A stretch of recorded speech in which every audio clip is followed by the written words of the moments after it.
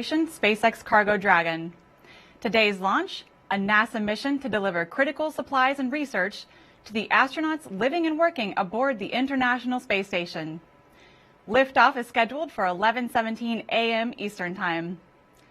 Good morning and welcome to Kennedy Space Center in Florida. I'm Tori McClendon with NASA Public Affairs. We are thrilled to have you join us during this holiday season to watch the newly redesigned Cargo Dragon spacecraft begin its debut flight. Today kicks off a new series of resupply missions to the space station.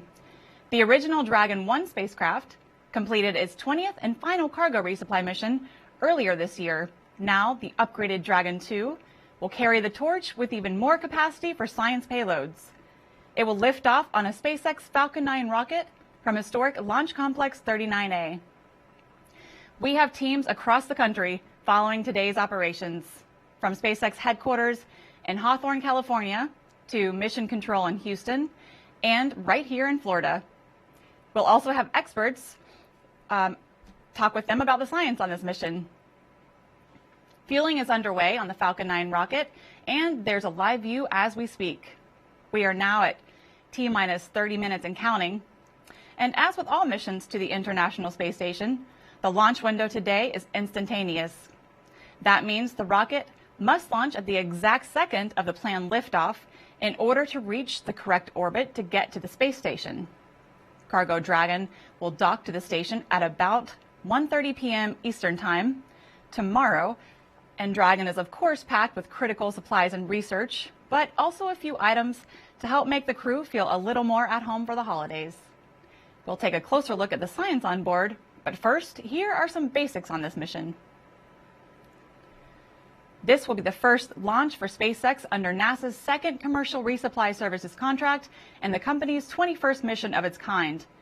This will be the fourth flight for the Falcon 9 first stage that will once again return to Earth to be refurbished for its next mission. Cargo Dragon will deliver more than 6,400 pounds of research and supplies to the astronauts on board, and this will be the first flight for the upgraded Cargo Dragon that will now perform automated rendezvous and docking with the space station. CRS-21 is unique in so many ways. Let's take a look at what makes this cargo mission stand apart from the rest.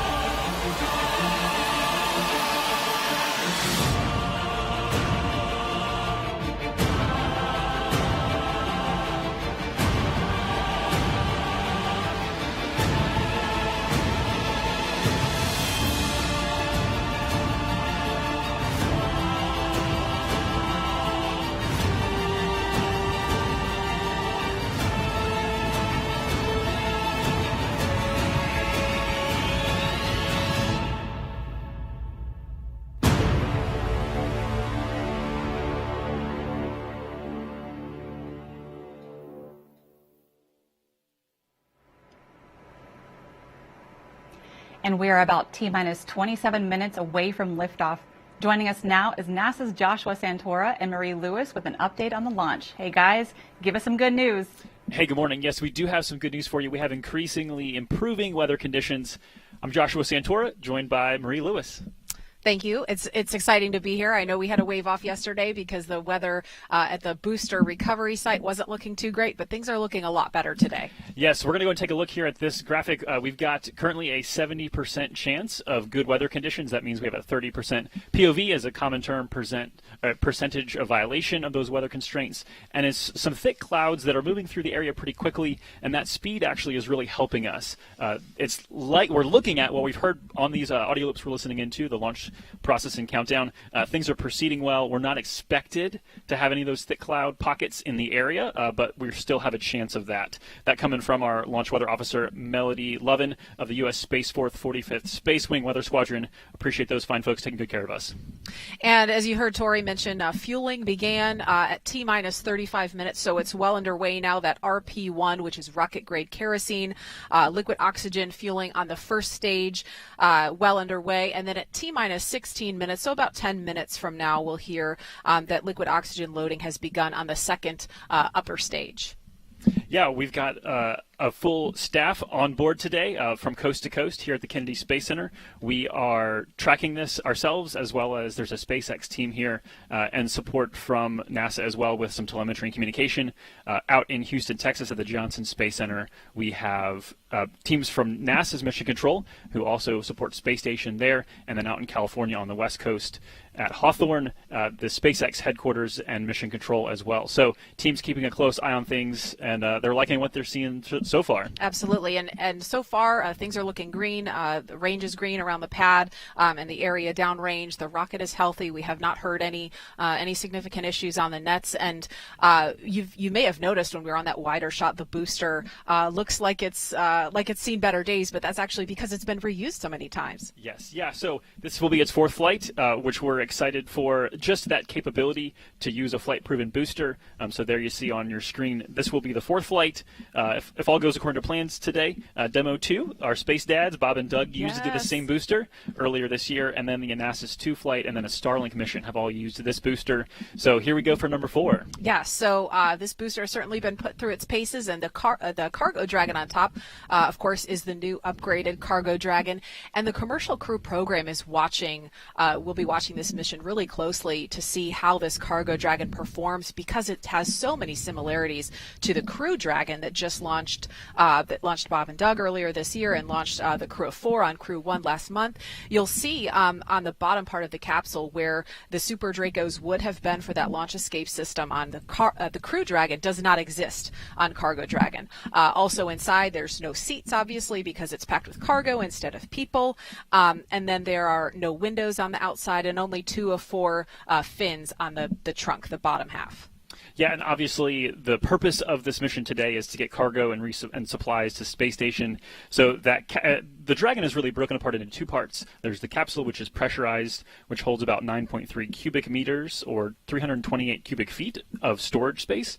And so that's, if you are familiar with the size of a minivan, that's roughly 2 minivans, a little over 2 minivans packed full of stuff. And then the trunk, which you'll hear more about, the Nanoracks Bishop Airlock, is taking good use of the vacuum storage space. It's exposed to the vacuum of space as it takes off. That's about 37 cubic meters or 1,300 cubic feet. A couple other noteworthy things here. We won't see solar arrays deployed during this flight. That's not a part of the Dragon 2 operation. They have solar arrays that are actually make up half of the trunk. The outside half of the trunk is the solar array. And then the nose cone, that will be kind of a big final milestone for us on our flight today, is that nose cone being opened, because as we need to dock with station, we need a space to be able to dock with station, and it's underneath the nose cone.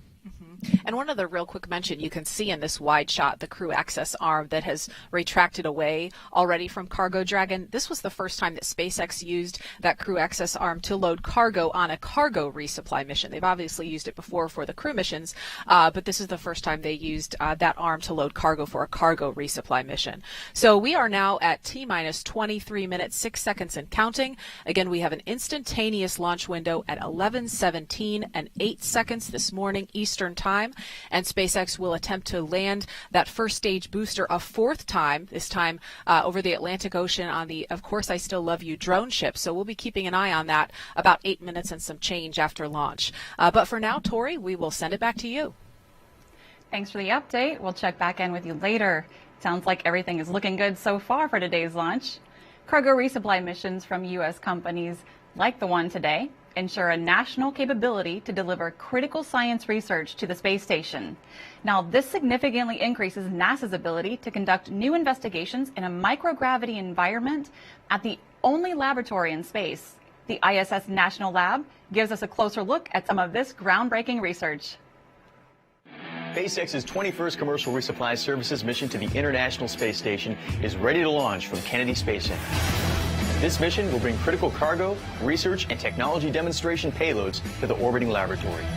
The ISS National Laboratory is proud to sponsor more than 15 payloads on this mission, representing dozens of experiments to further fundamental and applied research through space-based inquiry and to engage the next generation of researchers and explorers. Here's a quick look at some of the payloads on SpaceX CRS-21.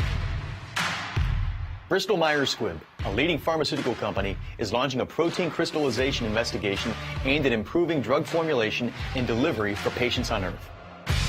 In this experiment, the team will study the crystallization of monoclonal antibodies in space to improve their crystallization back on the ground.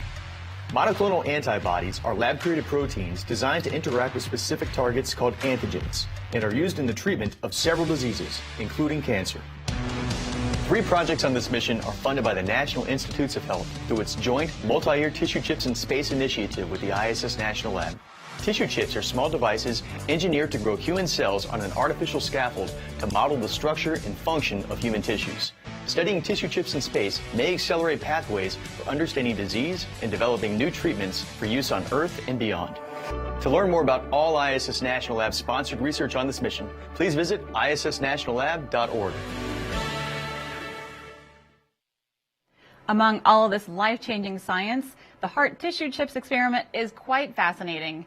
NASA's Jasmine Hopkins is standing by with a special guest who can tell us more. Jasmine. Thank you so much, Tori. I'm Jasmine Hopkins, and joining me to talk to us more about the Cardinal Heart Tissue Chip investigation is Dr. Dilip Thomas, postdoctoral fellow from the Stanford Cardiovascular Institute.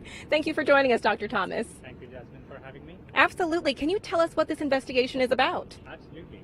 So the Cardinal Heart Tissue Chip research is born out of an academic collaboration between Stanford Cardiovascular Institute, University of California, Santa Barbara, Biosphere Space Technologies, and the ISS National Labs.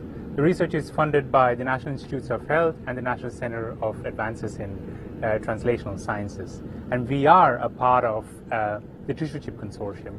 So as one of the leading cardiovascular groups in the nation, we're interested in how a heart disease develops and how we can use better medications to treat them.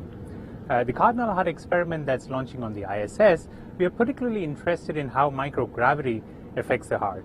And we are doing so using an engineered heart tissue that is grown in the lab, which is basically a small muscle strip of your heart that beats spontaneously. Now you may ask, why is this research important? So on Earth, we know that our heart takes the shape of the letter V, and in microgravity, it takes the shape of the letter O. The reason being that a phenomena called mechanical unloading, meaning that when we are on Earth, our heart has to work hard against gravity to push all that blood throughout our body. And it's that exercise that keeps the heart healthy and fit. And when we take that exercise away from the heart in microgravity, it has to work very less. And as a result, over time, for long durations of time, it can get weaker and lead to a condition called heart failure. Now, in the United States, there's about 6.2 million adults who suffer from this condition of heart failure. So we want to use microgravity as a platform to study how this phenomenon occurs and bring and test new drugs that are FDA approved to reverse the effects of the aging and such cardiac complications. Not only that, the research will also provide us insights into how a heart may function during long-term space expeditions for our astronauts and space explorers. Well, that is fascinating. And we know that our team in space is eager to get their hands on your research, but can you tell us about your team on Earth that helped you develop it? Absolutely. So we, as a team of scientists and engineers, we are thrilled to be a part of the space biology community. And it's always exciting to bring the research from the lab to the launch pad. And me and my team have come to an greater appreciation for how a billion parts has to be enabled to move this research to the ISS.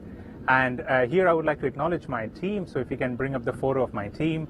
So here from left to right, we see Dr. Luis Zia from Biosphere Space Technologies, my mentor, Dr. Joseph Wu, and Sushma Shenoy from Stanford. And we also have Dr. Orlando Chirikian from UCSB. So to celebrate all the teamwork that we have put into this Cardinal Heart experiment, we have designed a cool mission patch, which you can see on the screen, that shows all our collaborators on this particular project, And right at the center, you see the cartoon of an engineered heart tissue that we're sending up to the space station. So we're super excited and thrilled. So go NASA, go SpaceX, go Dragon. Awesome. We are very excited to see your science launch to space. So let's actually get back to Tori in the studio for a launch update. Tori? Thanks, Jasmine. We are now at T-minus 16 minutes and counting. Let's check in with SpaceX in Hawthorne, where the company designed and built its Falcon 9 rocket and Cargo Dragon. Shiva Bharadwaj is joining us live. Shiva, how's it going on the West Coast? Hey, thanks, Tori. Mission control teams are monitoring the vehicle heading into launch. But let's talk about the Dragon spacecraft. Dragon debuted in 2012 as the first private spacecraft in history to visit the International Space Station. And actually, since then, Dragons have made 23 trips to and from. Today, it's actually one of the few vehicles that can deliver significant cargo to the space station, and the only vehicle that can deliver cargo from the station. Now, we've refreshed and updated Dragon's design to fly people, and we've actually done that twice this year on our Demo 2 and Crew 1 missions. But today's mission marks another first for Dragon, and that's the first flight of the cargo version of our updated Dragon design. Now, Dragon was designed from the beginning to be reused. To date, we've actually flown 9 Dragon missions with reused vehicles, and this new version can support up to 5 flights to and from the space station as opposed to 3 on our previous design. In addition, it's about 20% larger, boasts double the powered lockers on board, so that's space for powered science experiments, biological life science experiments, and it also splashes down in the Atlantic Ocean, which allows us to return those scientific payloads within a few hours after landing. Now, on the outside, this vehicle looks very similar to what you may have seen on our Demo 2 and Crew 1 missions, but this vehicle is configured a little bit differently since we don't have people on board. In the pressure section, which is that top portion there, what we've swapped out the seats and the crew displays for cargo racks and straps. We've also removed the Super Draco engines, those only being used to carry astronauts away from the Falcon 9 in the unlikely event of a pad or a launch abort. And finally, the environmental system has also been reduced in size and complexity since we don't have people on board. Now, flying NASA astronauts and keeping the space station fully operational is a top priority for SpaceX.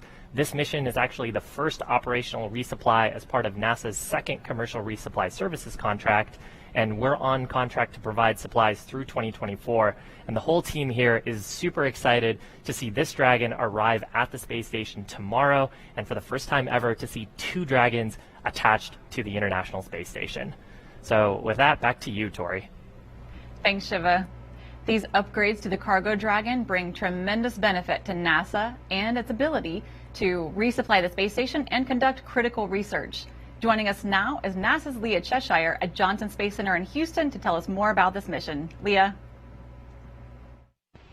Hi, Tori, and thanks so much. Welcome to the International Space Station Flight Control Room here in Houston, Texas at Johnson Space Center. This is currently the Orbit 2 team of flight controllers. They are monitoring the systems aboard the International Space Station 24/7, 365 days a year, and today they are led by Flight Director Paul Kanya.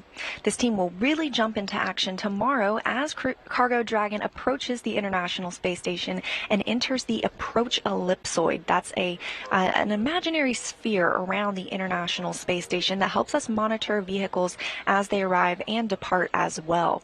Currently living on the International Space Station, we have 7 people.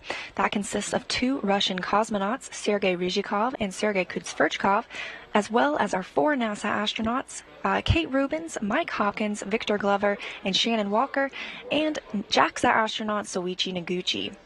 Once Cargo Dragon arrives to the International Space Station, it will be joining a Crew Dragon as well as 4 other vehicles. That'll be 2 Russian Progress resupply spacecraft, 1 Russian Soyuz spacecraft, and Northrop Grumman's 14th resupply mission to the International Space Station. Cargo Dragon will remain on board the International Space Station for about a month before being packed up with critical science and supplies and splashing down in the Atlantic Ocean, delivering that science to be analyzed on Earth.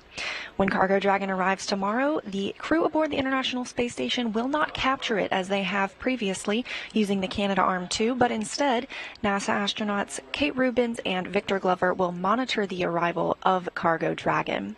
Everything is looking good here in Mission Control Houston. We're excited for launch today, and we'll send it back to you at Kennedy. Thanks, Leah.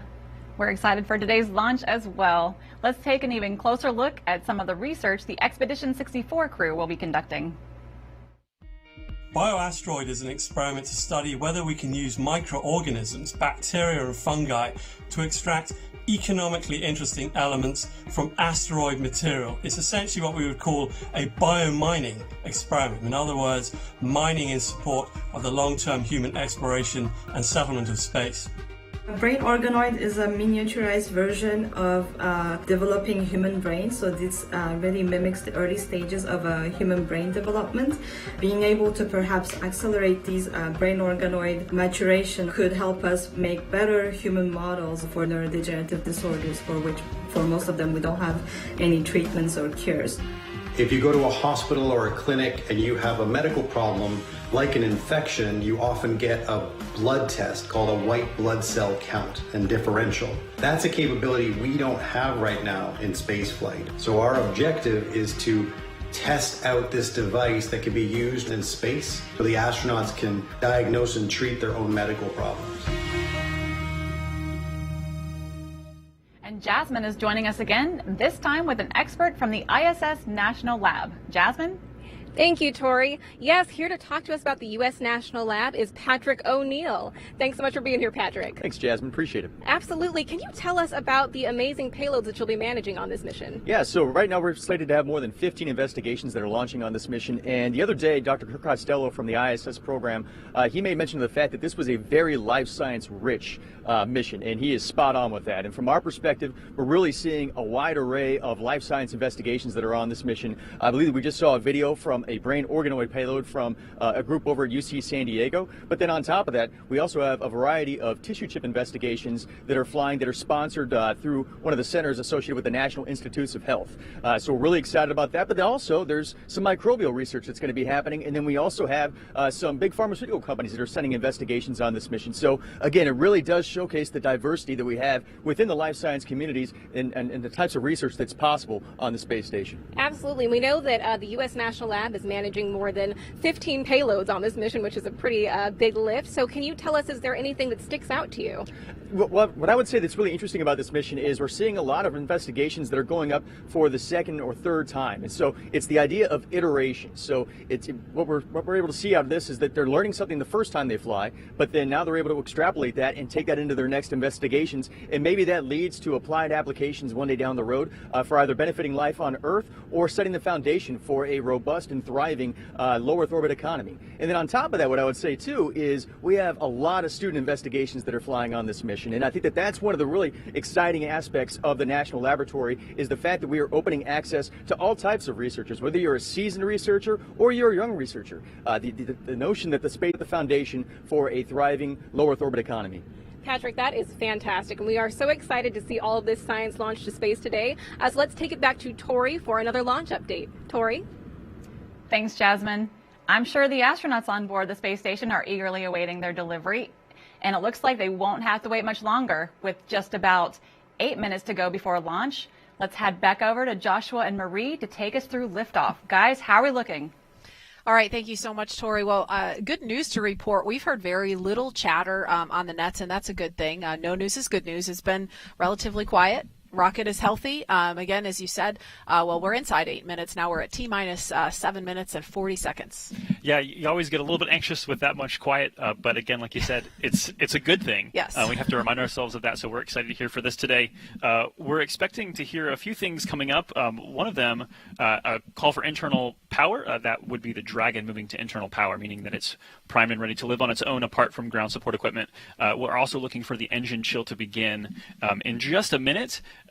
Actually, in just about 15 seconds, we should hopefully hear that. That's the cooling of the Merlin 1D engines at the base of the first stage. That's to prepare them to receive cryogenic fuel. You don't want to run temperatures of negative 330 degrees below zero into lukewarm or atmospheric temperatured engines. And so we just heard that call for the engine chill, so that came just inside of T-minus 7 minutes.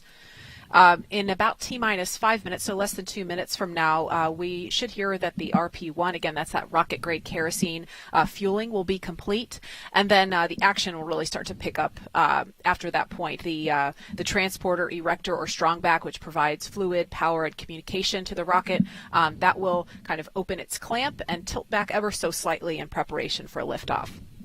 Again, this is the first cargo vehicle, Cargo Dragon, that will dock, not just dock, but dock autonomously to the International Space Station. And so tomorrow afternoon it will be approaching and then docking to the Node 2 Harmony Zenith port.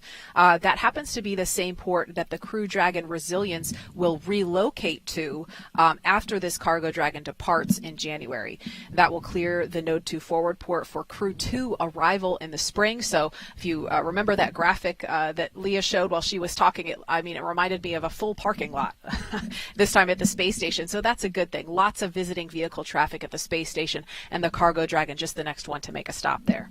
Yeah, just a point of clarification. We've obviously mentioned that there's been almost a couple dozen missions with the Dragon to space station, and those birthed. They didn't dock. And for those that aren't familiar, that is a difference there. So just to kind of make that point, the start of the show here in just about 5.5 minutes is going to be the Falcon. So talking through this vehicle and what it can do. It's a two-stage rocket, roughly 230 feet tall, 12 feet in diameter. At the base of that rocket, you've got 9 Merlin 1D engines that will produce roughly 1.7 million pounds of thrust at liftoff.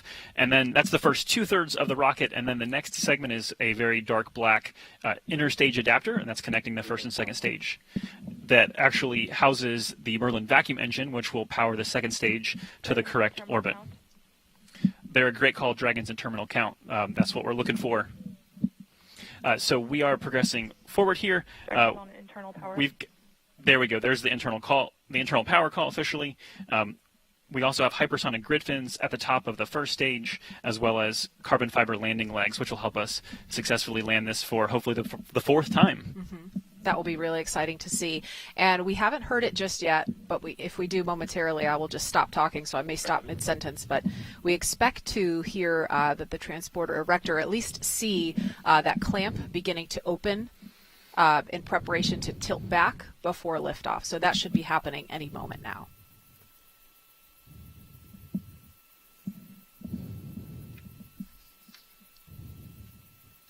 So while we're waiting there for that, we're on our way to space station. We've talked about that a good bit. The space station is actually in the over top of the Indian Ocean, headed on a west to east track, about to kind of round around the southern portion of Australia. So we're roughly on a 24-hour intercept pace to get there, but that's kind of a quick update for you.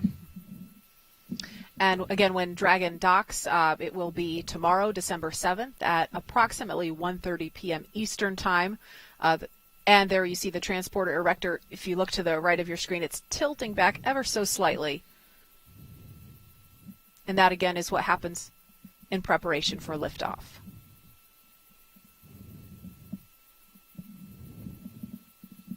And that tilt's continuing.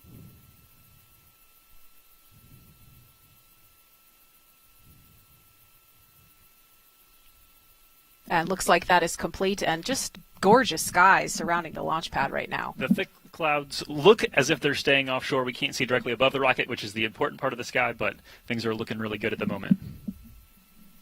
All right, we are just inside T-minus 3 minutes now. So in less than a minute, we should hear that the ranges go and Stage 2 locks close out. Stage 1 locks is closed out for flight. That was at Stage 1, liquid oxygen closeout. So the first stage is fueled, and we should stop seeing that venting, which you can see on your screen there if you see some of the condensation of the air forming around the rocket. That's just a matter of the cryogenic temperature of the vehicle, the fuel, mixing with the atmospheric weather.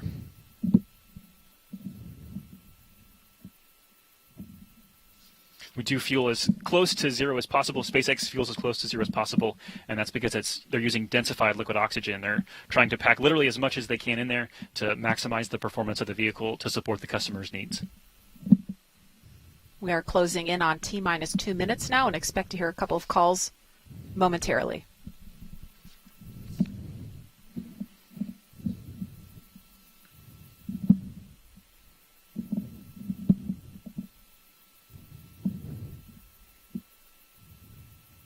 Stage 2 locks is closed out for flight. And there's that stage 2 LOX closeout call. Dragon is in auto idle.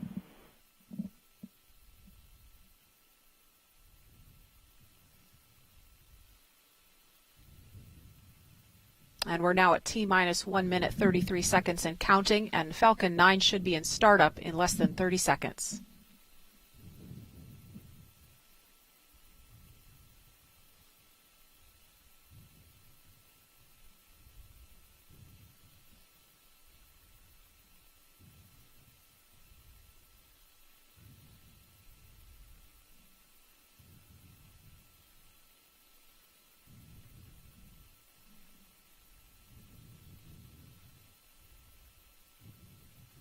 Falcon 9's in startup. Dragon is in countdown. And there it is, right on time. Falcon 9 is in startup. Dragon is in countdown. So we are at T-minus 50 seconds and counting. LD on countdown 1, go for launch. And there is that go for launch call we love to hear. T-minus 38 seconds.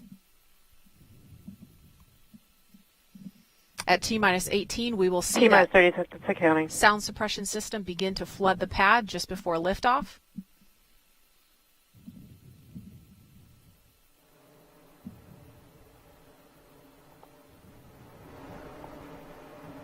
T-minus 15 seconds. 10, 9, 8, 7, 6, 5, 4, 3, 2, 1.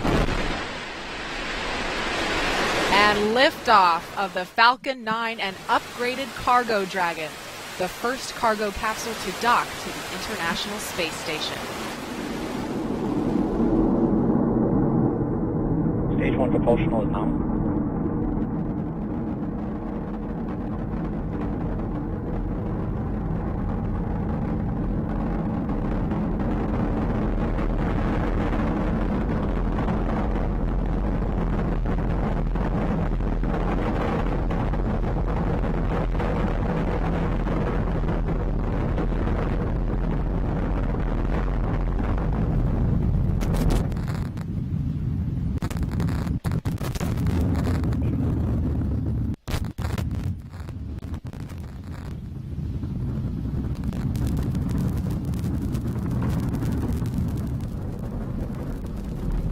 Falcon 9 is supersonic.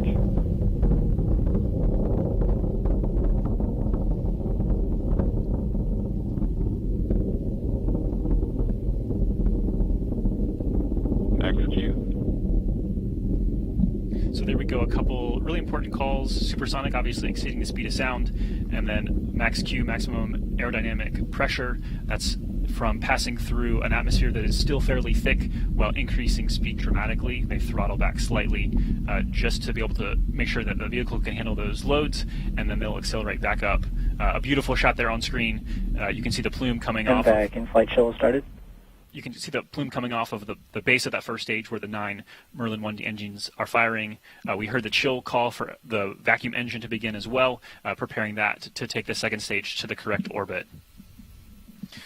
Coming up here in about 30 seconds, we're going to hear and see a rapid succession of things happening. We're going to hear a call for MECO. That's the booster, the main engine cutoff. It's completing its job of getting the spacecraft out of the atmosphere.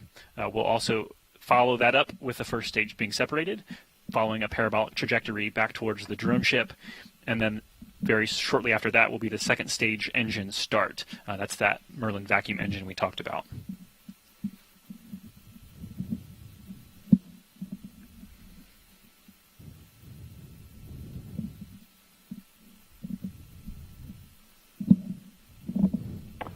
MECO 1. Stage separation confirmed. There you see a beautiful shot, the first stage falling away. MVAC ignition confirmed. And that MVAC ignition confirmed. There you see it on screen. You can see on the left side, you can kind of see that plume coming out, and you'll see that engine bell increasingly get more of that beautiful orange color to it that says we're just increasing the heat and picking up the pace. The two camera angles you see here are on reverse sides of that engine, so you're seeing a single engine there just from opposite directions. as we continue on a nominal call. We heard a number of those during the uphill climb as well. Beautiful launch today, just stunning. And again, all the calls we've heard have been nominal up to this point. So all things looking great. There you see on the left-hand side of your screen that first stage continuing on. Those hypersonic grid fins are now expanded. Those won't be usable until they re-enter the atmosphere. Obviously, without the atmosphere, that kind of directioning just isn't helpful. But once they enter the atmosphere, you'll see those begin to move, pitch and roll to be able to target that pinpoint landing on, of course, I Still Love You, the drone ship. We've got less than 5 minutes till we expect that to happen. Stage 2 propulsion is nominal. A couple more great nominal call-outs there. So just previewing what's ahead, at about 6.5 minutes into flight, we're going to have the entry burn for the first stage headed towards that drone ship. Just acquisition of signal in Bermuda. So that's just a communication call. You might hear more of those as we go through the process today. That's just a matter of there are ground stations across the world, literally, that help pick up and track the vehicle as we send telemetry data back to Earth for the mission, for the controllers to be able to monitor progress and ensure everything is proceeding nominally. And really noteworthy, that booster just launched its 4th payload into space. And one of those actually was more significant than a payload. Bob and Doug earlier this year, that same booster launched 2 humans into space. So really, really great, amazing accomplishment that the same booster has been reused a 4th time. Nominal. After we get that entry burn, a couple minutes later, we will have the second stage engine cutoff. That puts us at having a roughly 6-minute burn of the second stage, and then at almost the exact same instant, we're expecting the first stage landing to occur, and then a few minutes more, we'll see the separation of the Dragon from that second stage. We've seen some beautiful shots this morning in preparation for launch, so hopefully we'll get to bring you that live. Again, beautiful to see that Dragon just separate what feels like ever so gently at a cool 17,500 miles an hour. Oh yeah, just a nice easy coast, right? What's really exciting to look back and realize, the Dragon is on its way to the space station, the first of 9 cargo resupply missions under this brand new contract. But it just so happens on this day in history, 22 years ago, began the assembly of the International Space Station. Trajectory nominal. Obviously an incredible international collaboration, and really we're kind of ushering in the era of having commercial companies contribute to that collaboration. And so what a privilege it is to be a part of this portion of history of the space station and our exploration, not only to low Earth orbit, but also into deep space. Yeah, so 22 years later, from the very beginnings of the International Space Station, now they're having to move spacecraft around to open up ports for all the new visiting vehicles. So it's really, really an amazing achievement, result of the cooperation between so many nations, government, and industry together. Yeah, Marie, pleasure to have you with me. It's been fun. Stage 1 entry burn startup. We're gonna call it a day for us here, but we're gonna stay with the rest of the process and send it now back to SpaceX headquarters in Hawthorne. Shiva, congratulations to you and the SpaceX team there on a great launch. Looking forward to the next few milestones with you. Yeah, thanks, guys. So nominal. actually, if we could go back to the shot of the vehicle, we're actually just in the middle of our entry burn. That's where we ignite 3 of the Merlin 1D engines, so we're slowing down the first stage as we come into contact with the atmosphere. Just shut that down, so that burn lasting about 30 seconds. From here on out, you can actually see the attitude control thrusters there firing. That's those little plumes of white gas. And then the grid fins, those, as we get more and more atmospheric pressure on the vehicle, will guide the first stage towards our drone ship named, of course, I Still Love You. Taking a look at the data for the second stage, Dragon is running right down the middle of the projected orbit on the second stage, going for a roughly circular orbit. And then about T plus 11 minutes, 11 and a half minutes into flight, we'll expect to see Dragon separation. At this point, next event coming up, so on our screen right now is our shots of the second stage, but next event coming up for the first stage is Falcon 9's landing burn. That's about 30 seconds away. We'll ignite just a single center Merlin engine, then shortly after that deploy the landing legs, and then attempt a soft touchdown on our drone ship named, of course, I Still Love You, stationed out in the Atlantic. 10 seconds out to our landing burn on the first stage. Second stage continuing to look nominal. Stage 1, landing burn startup. Call it there from the prop team. So this burn expected to last about 25 seconds. In the middle of this, we'll also have shutdown of the second stage's MVAC engine. Coming up just a few seconds from now. Stage 1, landing leg deploy. So landing leg deployment on the first stage. Hopefully stick the landing. Okay. Shot from our drone ship.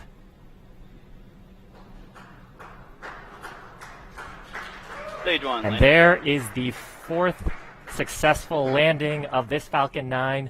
Exciting news as well. This is the 100th successful flight of Falcon 9. It's our 68th successful first stage. You also heard the call out there for nominal orbital insertion on the second stage. So that means Dragon is in the target orbit, still attached to our second stage. 100 successful landings of Falcon 9, fourth landing of this booster, which first flew Bob and Doug to space. 35th landing actually on this drone ship.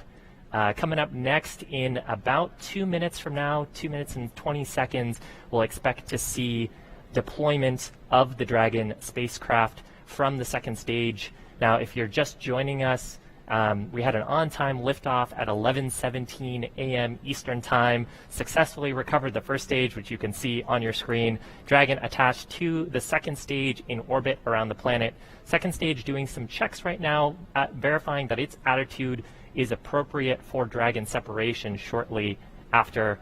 All in all, very nominal mission so far, and just what we want to see. So with that, I think we can actually check in with the flight controllers at NASA's Johnson Space Center who have been monitoring the mission. Leah, how are things going over there? Hi, Shiva. Thank you. An amazing launch, and things are going well over here, too. Flight controllers here are monitoring the International Space Station, and as I mentioned earlier, they will begin joint operations tomorrow once Cargo Dragon enters the approach ellipsoid, or an invisible sphere around the International Space Station that's 4 kilometers by 2 kilometers by 2 kilometers, and helps us monitor the approach and departure of visiting vehicles. We have seen second stage separation and obviously that first stage landing on the drone ship. Next major milestone we'll be looking for is for second stage cutoff, and then eventually second stage separation from the Cargo Dragon, when Cargo Dragon will begin flying free on its own.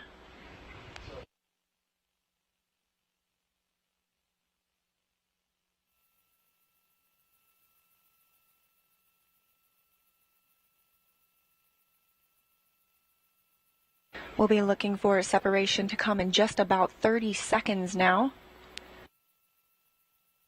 Shortly thereafter, there will be some checkouts performed on the service section Draco thrusters on the vehicle.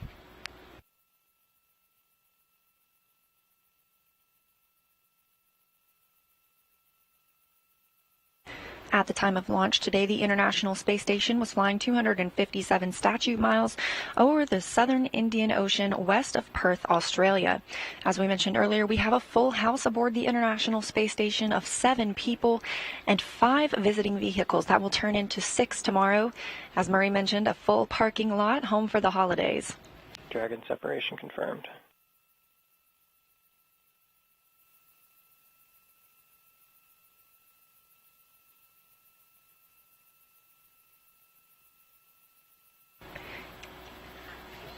And with second stage separation confirmed, Cargo Dragon is now flying free on its own, continuing its journey to the International Space Station.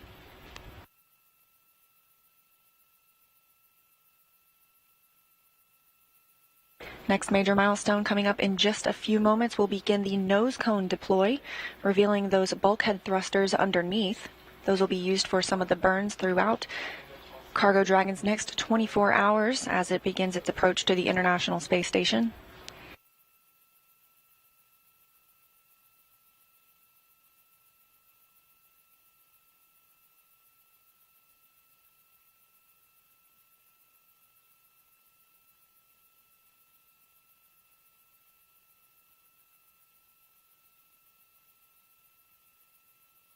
And we've heard confirmation of nose cone deploy and some good checkouts of those thrusters. Next up, we have a special guest. Jeff Arend, the Systems Engineering Integration Office Manager of the International Space Station, is standing by to tell us a little bit more about today's mission. Thanks so much for joining us, Jeff. I'm more than happy to join you. I have a few questions for you. So the Cargo Dragon is now en route to the station. Can you explain the differences and similarities for this vehicle with the Crew Dragon vehicle we saw arrive at the station last month, and any similarities and differences in the rendezvous profile for an automated docking? Yeah, I'd be happy to talk to that. So just basically, if you actually just look at the vehicle, the outer mold line is essentially the same. There's actually some minor differences, but the average eye would not pick up that there's any difference between the cargo and the crewed version of the vehicle. But at the same time, probably one of the most important things is that from an ISS crew and vehicle safety perspective, the vehicles are identical. So they're equally safe vehicles for cargo and crew. One of the big differences between crew and cargo is there's no super Dracos on the cargo vehicle. There's no need for a launch escape system to protect the crew. So that's probably the biggest difference from an overall safety point of view. This vehicle is a little bit more capable from a powered locker point of view, which helps us a lot on science and research. We have 8 powered lockers going up, 12 coming home or for the descent cargo, where the crewed vehicle only has 4 powered lockers on the way home. Obviously, a big piece is we have to remove the crew accommodations from the Crew Dragon in order to accommodate the cargo, science, research, vehicle systems, all that kind of hardware in the cargo version of the vehicle. Let me see. You also asked about the rendezvous profile. So the rendezvous profile and proxops are essentially the same between the two vehicles. If independent of which port they go to, I would tell you they're the same. The big difference for this mission is SpaceX 21. The cargo version is going to our Zenith port, ISS Zenith port. So basically everything's the same through what I would call R-bar intercept to actually where it interfaces or intercepts the velocity vector on space station. At that point, the vehicle will be at about 220 meters out. Rather than stopping on the V-bar, this vehicle is just going to continue a 90-degree rotation above ISS, and so it'll be basically on the minus R-bar, about 200 meters out, and from there, the vehicle will translate to its final waypoint, which we call waypoint 2, which is 20 meters out, do a hold there, and from there it'll proceed to docking. Hope that was all clear. Yes, it did come through. Thank you so much. So once Cargo Dragon docks, we will have 2 Dragons for the first time at adjacent ports on the International Space Station. How will NASA and SpaceX teams handle the operations of both vehicles from a timeline and communication loop standpoint? Yeah, that's a really good question. It turns out that you called it dueling dragons. I don't know if I've actually heard that term. That's interesting, but we kind of had to practice. The teams had quite a bit of practice on what I would call dueling dragons even before the launch, and that was really as in preparations for the launch. There's a fair bit of communication between the SpaceX team at Hawthorne, the SpaceX team at KSC, of course the other folks at KSC, and at times with ISS. So even before we've launched here with the Cargo Dragon on the pad and at KSC, there were some preparations that we needed to do. They just need to configure their consoles, set up their commanding, and do their and view their telemetry, and make sure they're communicating to Cargo Dragon and not to the Crew Dragon on ISS. Likewise, there was the Crew Dragon, every 30 days or so, we wake it up. It basically is in a quiescent mode when it's on ISS, and every 30 days we do a health and status check on that vehicle. And so again, SpaceX and their team and the NASA team needs to kind of reconfigure their commanding and communication method with each of the vehicles such that it actually now talks to the Crew Dragon and not the Cargo Dragon. So they get some practice on that even before SpaceX 21 will show up to ISS. And as I kind of alluded to, the Crew Dragon, we basically put it in non-quiescent mode, into a quiescent mode when it's on orbit. So as soon as Cargo Dragon shows up, it basically gets the full attention of the crew and the flight control team. Much of its cargo needs to be removed within hours, if not days, and with all the science and research on board, pretty much it gets our undivided attention and the crew's undivided attention from a timeline perspective. That's great. Always prepared. Love it. So we've discussed the upgrades to this vehicle and how it's very similar to Crew Dragon, carrying an increased amount of research, hardware, and other payloads. So what does that mean for the astronauts on station? In a word, they're going to be extremely busy.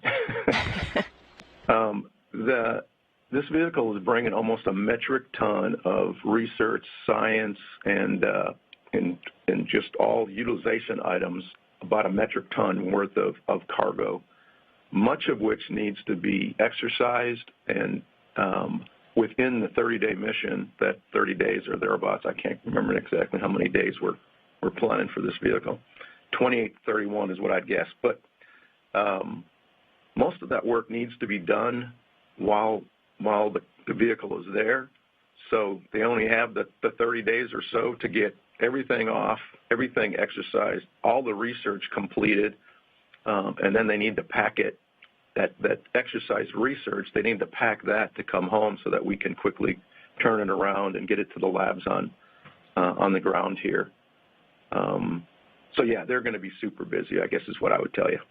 And I'm sure they're looking forward to it. The Nanoracks Bishop Airlock will be the first commercial module added to the station. So can you discuss how this helps open the station to more customers and commercial companies?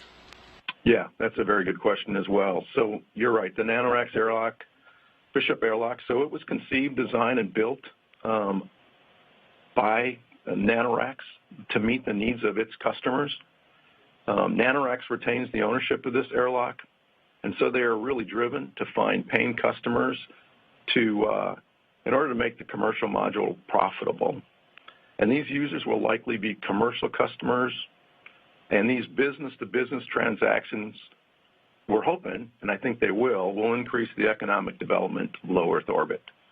In the past, what we call the GEM airlock, or the Japanese Exposed Module Airlock, sometimes has been kind of a bottleneck for us to do material science and material science research, certainly all the jettisons of the various satellites that we've been putting out. So this is a larger volume. It gives us the opportunity to do more deploys, a larger group at a time. It also provides some flexibility for ORUs that we can't bring inside. And so maybe we can stimulate business in that way as well. But to me, it's an exciting time, and we're just looking forward to having it on orbit. Thanks so much, Jeff, for joining us today and sharing all of that information about the mission with us.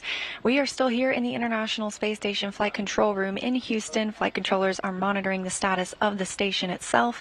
And what you can look forward to tomorrow will be the arrival of Cargo Dragon to the International Space Station. So once it crosses that approach ellipsoid, teams here will begin joint operations with the SpaceX team in Hawthorne, California. NASA astronauts Victor Glover and Kate Rubens will be monitoring the approach and arrival of Cargo Dragon as it makes the first docking by a Cargo Dragon to the International Space Station. They will begin working then to get the hatch open on Cargo Dragon. That'll take a couple of hours because it includes pressurizing the vestibule or the space between the hatches on the International Space Station and on Cargo Dragon itself. But for right now, everything looking great with a beautiful launch today, and we're looking forward to the arrival tomorrow. So that's our wrap here in Houston, and back to you at KSC. Thanks, Leah. Wow, what a beautiful launch and landing, and by far one of my favorite things on the Space Coast. I mean, the rumble never gets old. And Cargo Dragon is now on its way to the International Space Station. With the help of U.S. companies like SpaceX and our astronauts in space like the Expedition 64 crew, NASA is using the station to conduct cutting-edge research and technology development in preparation to send the first woman and the next man to the moon in 2024. And then we'll use what we learned there to take the next giant leap, sending astronauts to Mars. You can tune in to docking coverage on NASA TV tomorrow, starting at 11:30 a.m. Eastern Time, with docking at 1:30 p.m. That's going to wrap up our coverage. I'm Tori McClendon, and from everyone here at NASA's Kennedy Space Center and our colleagues across the country, thank you so much for joining us. For more information on this mission, visit nasa.gov/station or nasa.gov/SpaceX. We leave you now with another look at today's spectacular launch. Happy holidays, everyone, and go CRS-21. 10, 9, 8, 7, 6, 5, 4, 3, 2, 1. And liftoff of the Falcon 9 and upgraded Cargo Dragon, the first cargo capsule to dock to the International Space Station. Stage 1 propulsion is down.